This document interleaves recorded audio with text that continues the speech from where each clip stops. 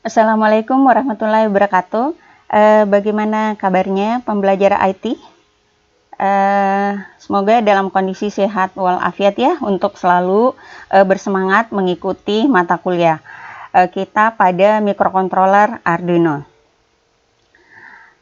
Pada kali ini kita membahas mengenai Arduino. Apa sih sebenarnya Arduino? Pada beberapa definisi ya dikatakan bahwa Arduino itu merupakan sistem minimum, kemudian Arduino ini sebagai mikrokontroler.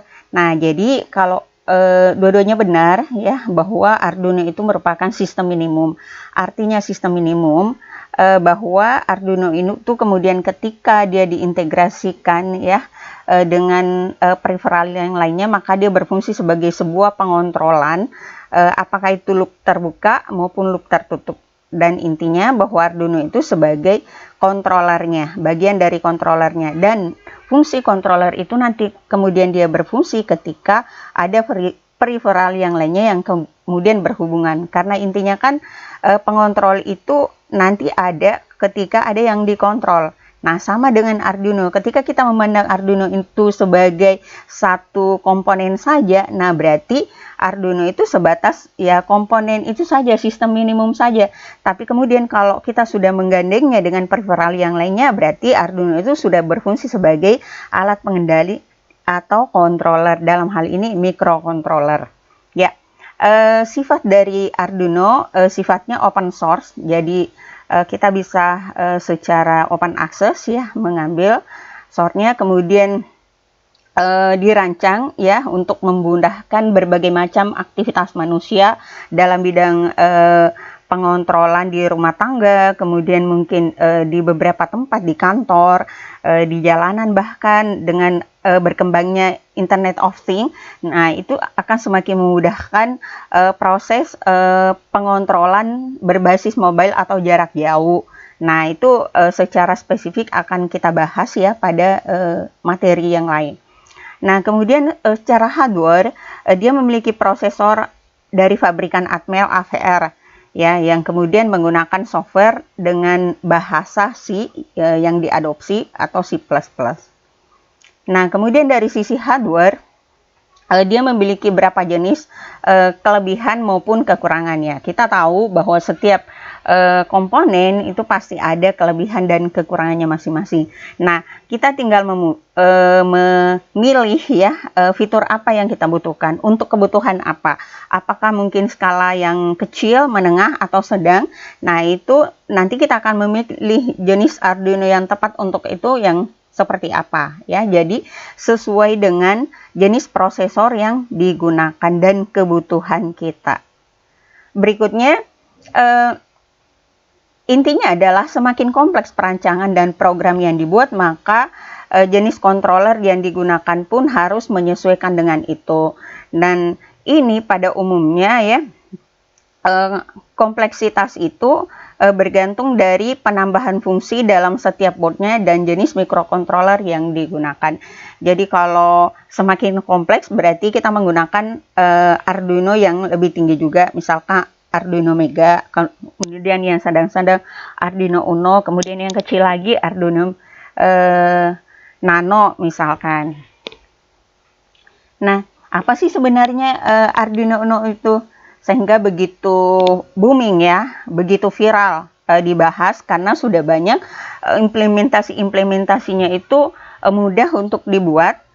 Nah, Arduino Uno adalah salah satu produk berlabel Arduino yang sebenarnya merupakan pengembangan ya dari Atmega 328. Jadi Atmega 328 ini merupakan generasi sebelumnya, sebelum Arduino itu sendiri kemudian dibumingkan. Nah, sebagai sebuah keping yang secara fungsional bertindak seperti sebuah komputer. Jadi ya sudah kita bahas pada pertemuan sebelumnya bahwa dia bertindak sebagai pemproses untuk pada satu tugas tertentu. Nah, ini penampakan fisiknya, kepingnya kita bisa lihat di sini ada port untuk bersambungan dengan USB, kemudian ini untuk AC adaptor. Nah, kemudian di bagian sini ya, di sini sudah dengan port-portnya, disinilah nanti akan disambungkan port-port yang ke peripheral sesuai dengan kebutuhan kita pada input outputnya. Nah, ini secara skematik ya, kita lihat di sini ada 28 pin mulai dari pin 1 sampai 28. Nah, kemudian dari di sini ada segmen ini B, C, D.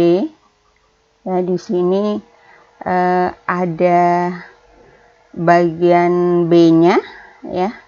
Ini B-nya, kemudian C, PC, kemudian ada PD.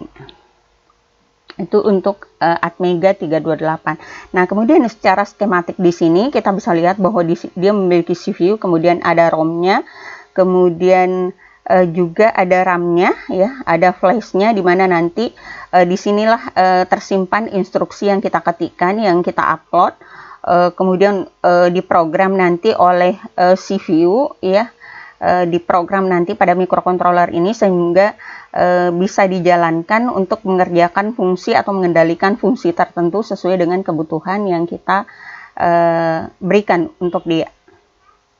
Nah, di sini ada beberapa persambungan ya untuk program logiknya, kemudian powernya, osilatornya untuk mengatur kecepatan putarannya. Terus di sini juga ada di sini ada port B, port C dengan port D. Jadi memang nggak ada A-nya ya, dia diidentifikasi sebagai port B, port C dengan port D. Nah, ini secara lengkap ya. Atmega 328 di mana dia memiliki 28 input ya. Kemudian 28 input ini terdiri dari di sini ada VCC, ada ground. VCC fungsinya bersambungan dengan supply tegangan ya. Kemudian supply tegangan sudah tegangan DC di sini ya. Kemudian ground pentanahan. Kemudian ada referensi ketika misalkan ada besaran analog referensi. Nah, ini yang nanti kita sambungkan di sini untuk besaran tertentu sebagai ambang batas atau set point.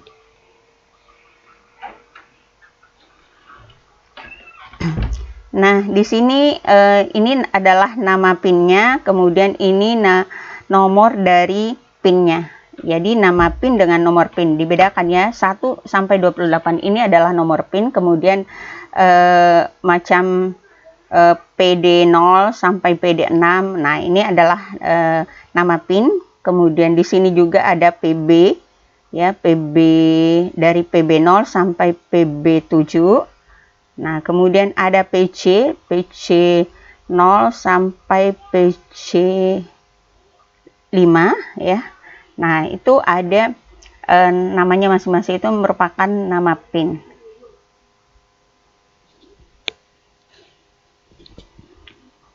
Nah, kemudian di sini untuk tujuan-tujuan khusus, misalkan penggunaan PWM ya, atau secara khusus ya, yang nantinya kita tambahkan atau konfigurasikan pada mikrokontrolernya.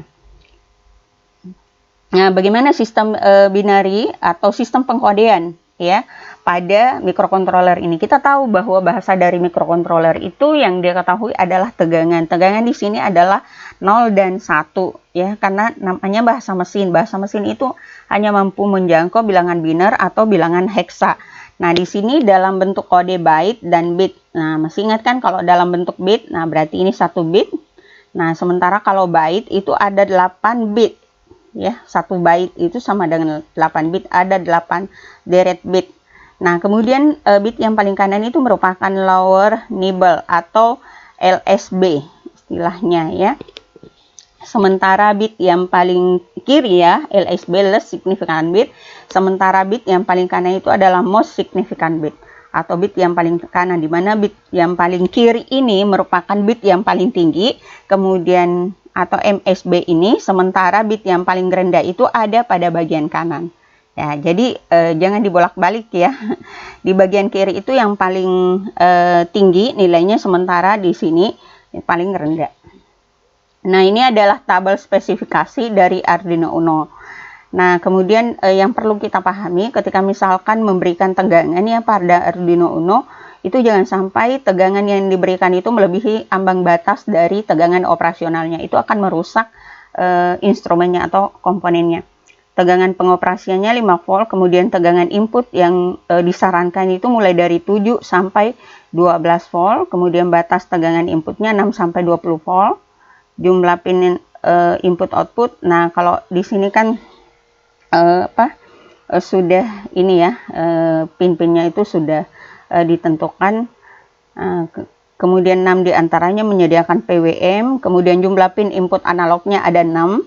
Ada 6 ya, jadi pin analog ini nanti data-data analog misalkan dari sensor, kemudian arus DC tiap pin itu 40 mA, kemudian arus DC 50 mA, jadi diupayakan sedemikian supaya nanti tidak melebihi dari ambang batas ini. Kemudian memory flush-nya itu untuk lakukan bootloader, yaitu proses mengupload dari mikro itu, mengisi mikro itu dengan satu program tertentu.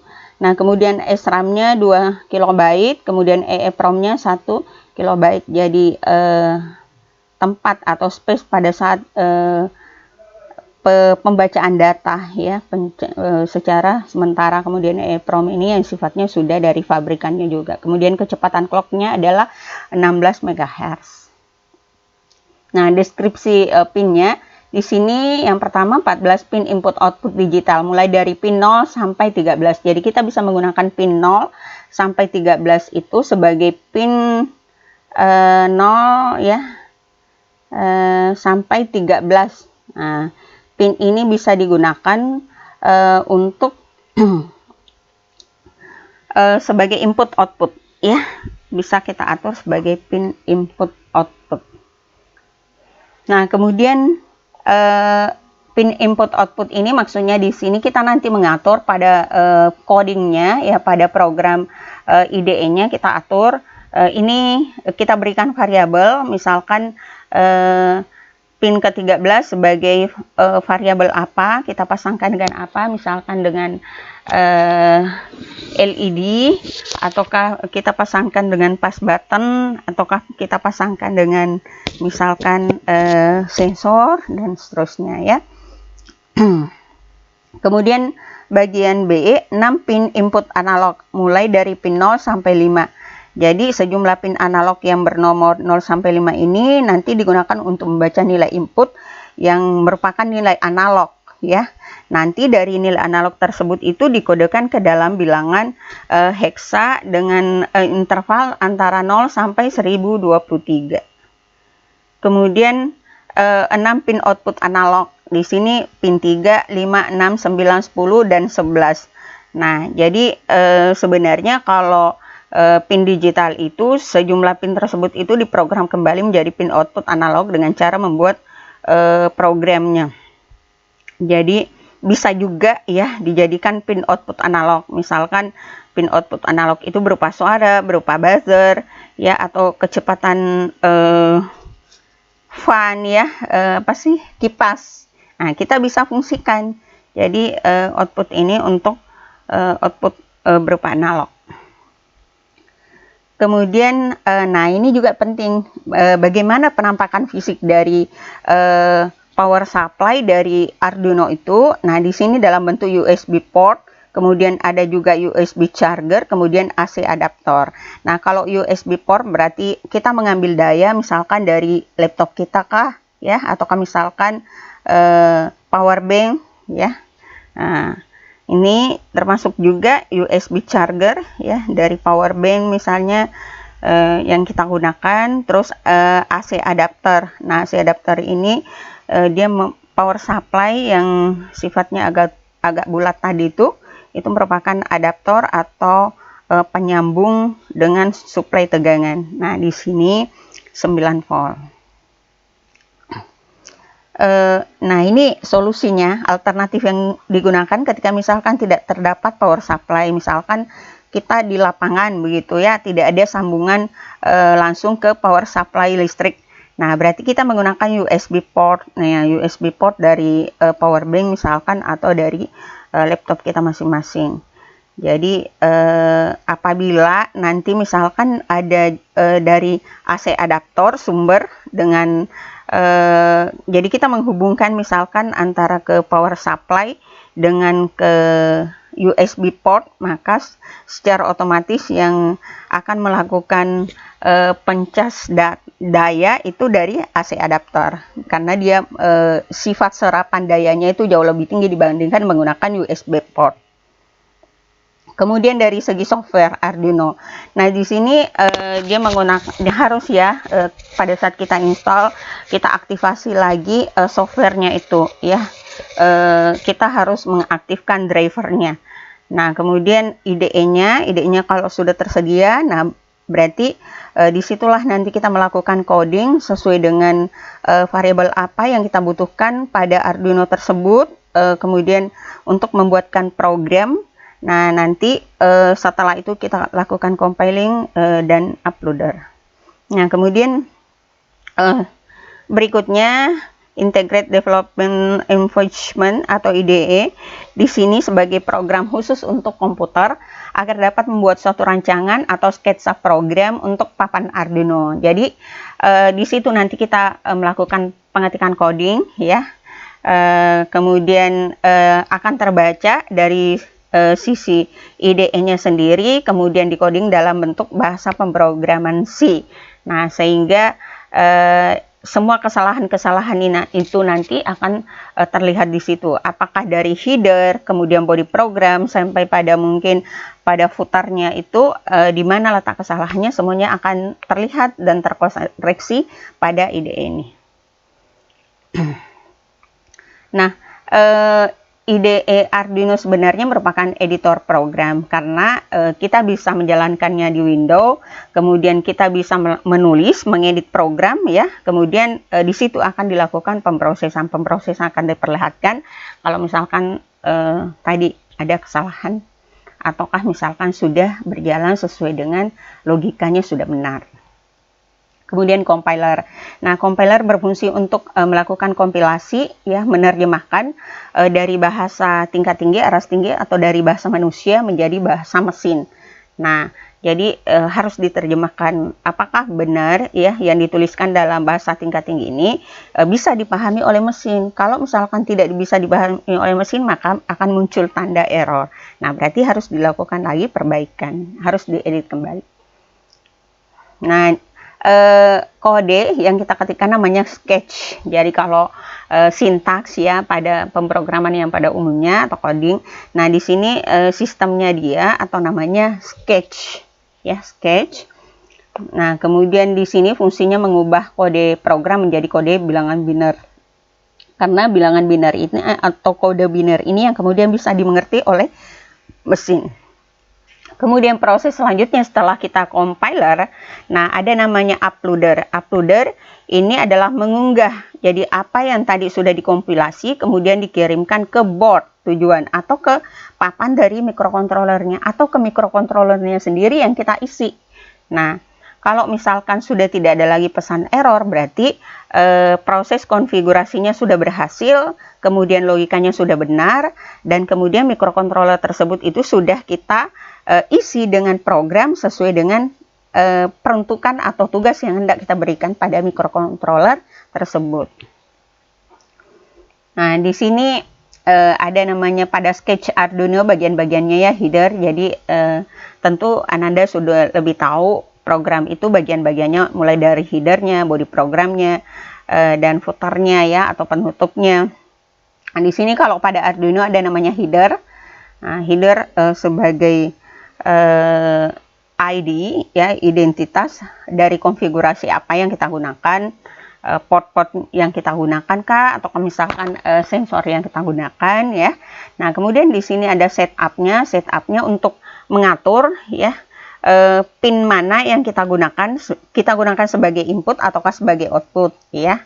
Nah, kemudian ada loop. Nah, ini ada proses perulangan. Jadi berapa kali dikerjakan logika ini. Kalau misalkan pada setup itu hanya satu kali, ya sementara kalau loop itu beberapa kali dieksekusi.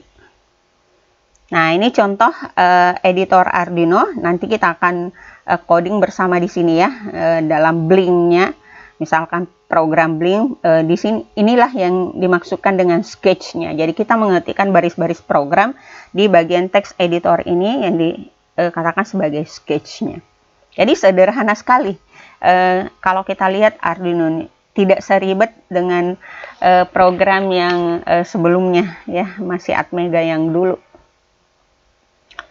Oke, demikian tadi ya tentang Arduino. Nah, terima kasih. Mohon maaf atas segala kekurangan. Wassalamualaikum warahmatullahi wabarakatuh. Sampai jumpa pada video selanjutnya.